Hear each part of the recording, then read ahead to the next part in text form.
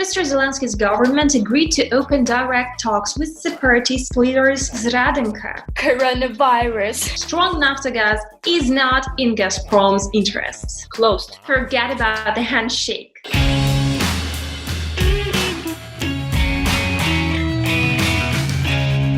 Hello world! This is Kyiv, not Kiev, on quarantine. Officially social distancing.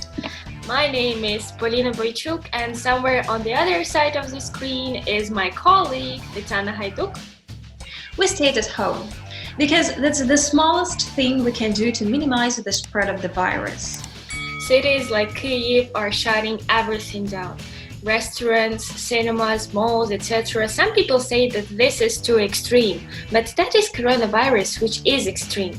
And if we don't take it seriously, we can pay the price that is too high. By staying at home, we're trying to make sure that coronavirus does not completely debilitate our healthcare systems. So let's play our part. Us surviving is more important than us meeting deadlines. But that doesn't mean that the world on quarantine is not thirsty for the news. So we couldn't leave you without a good portion of news from Ukraine. So, here we go! Every week, we check what the world-leading media outlets wrote about Ukraine. So, Ukraine, like many other countries, is combating the pandemics. But unlike others, it has struggled to tamp down street protests, which persist over the war in the country's east. The top news of the past week was a March of Patriots held on March 14 in Kyiv on the occasion of Volunteer Fighter Day. The world media have not ignored this event. The date was introduced by the parliament in early 2017. This year, along with honoring the courage and heroism of the defenders of Ukraine's independence, Ukrainian patriots had one more reason to go on the streets to voice their demands to the authorities. Several thousand people turned out in Kyiv to protest what they perceive as a concession to Russia in talks to end the war. And let us explain you why. On Wednesday, March 11, Mr. Zelensky's government agreed to open direct talks with separatist leaders from eastern Ukraine. Sounds like Zradenka, but let's find out what had actually happened.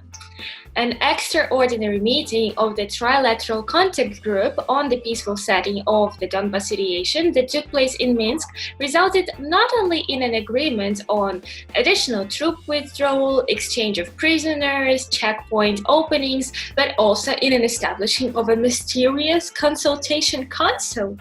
The council would drive Ukraine to have negotiations with Russia's puppet entities, representatives of so-called Donetsk and Luhansk People's Republics, reinforcing the Kremlin's narrative of the war in Donbass being a Ukrainian internal matter. The document that confirmed that the Consultation Council had indeed been created was signed by President's Chief of Staff Andriy Yermak. Just have a look at this document. It treats the parts of Donbass occupied by Russia as having political subjectivity and grants Russia the status of a guarantor observer, equal to Germany, France, and OSCE.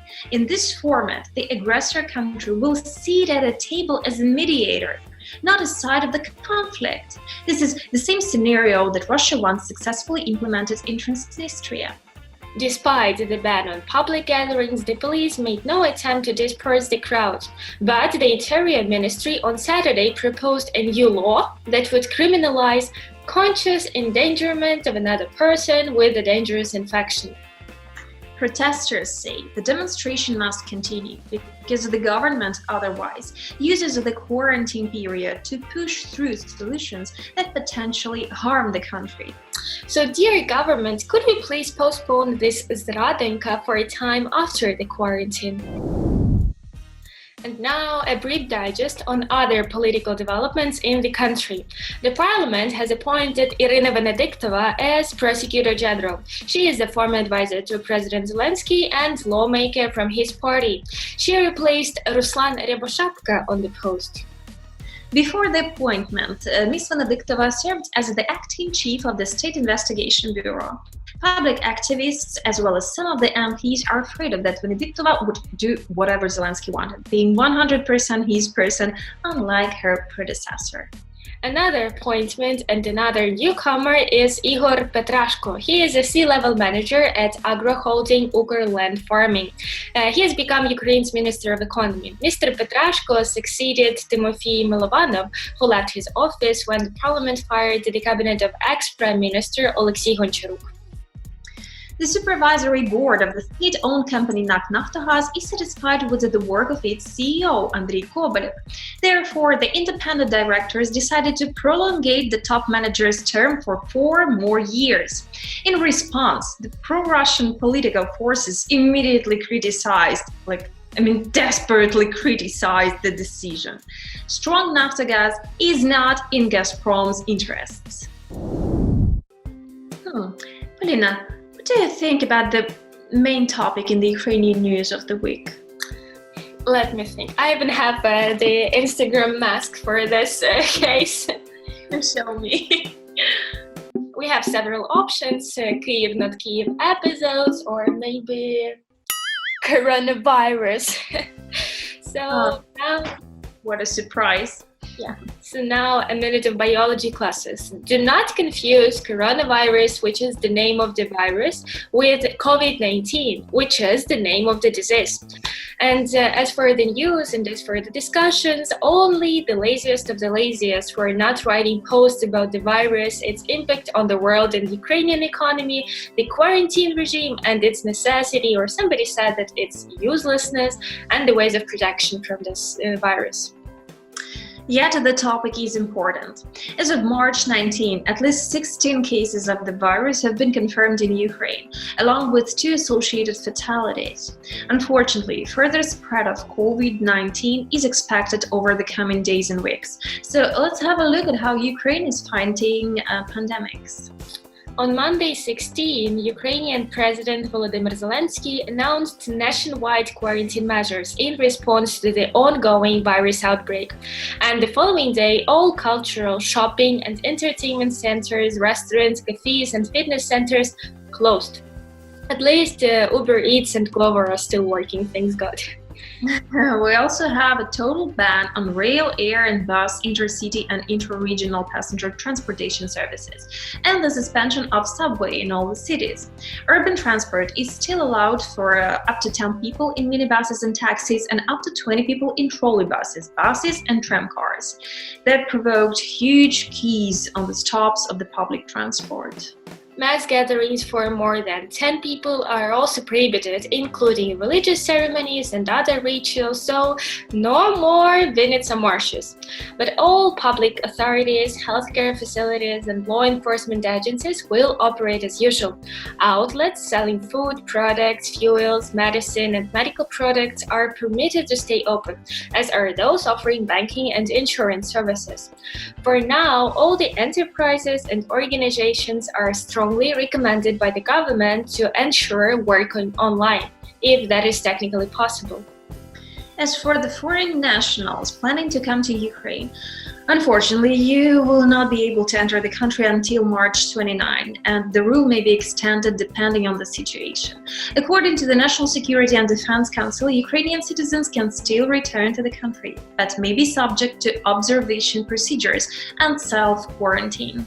And now a very interesting episode of how Mr. Zelensky had a meeting with the representatives of big business, read oligarchs, during which he asked them to help to combat the spread of coronavirus.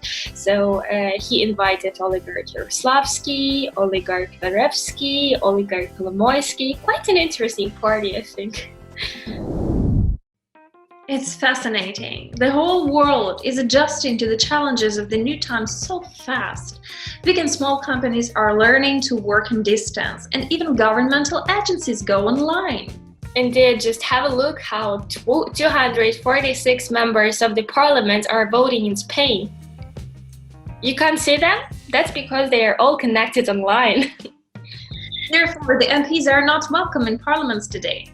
At least, not everyone should go there. For instance, the Ukrainian deputy who had just come from France and was tested positive for coronavirus yesterday should have definitely skipped the day in Verkhovna Rada, but he came instead. And this is the video of how the extraordinary G7 leaders meeting was held. That's the video conference on COVID-19. So it seems like Skype and Zoom calls and online conferences will be very trendy during the following months. And this is the press conference during the quarantine regime. The empty hall. Protocol and the greeting culture also changing.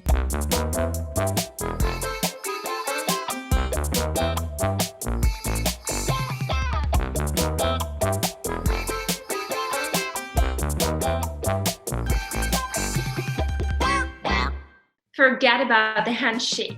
Why not nodding or just smiling or anything else? But please stop touching each other's without a need.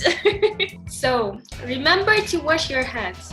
Work from home if that is possible. Spend more time looking at your phone, disinfected, being on social media and watching TV. There is no other time in history when anyone will give you that advice.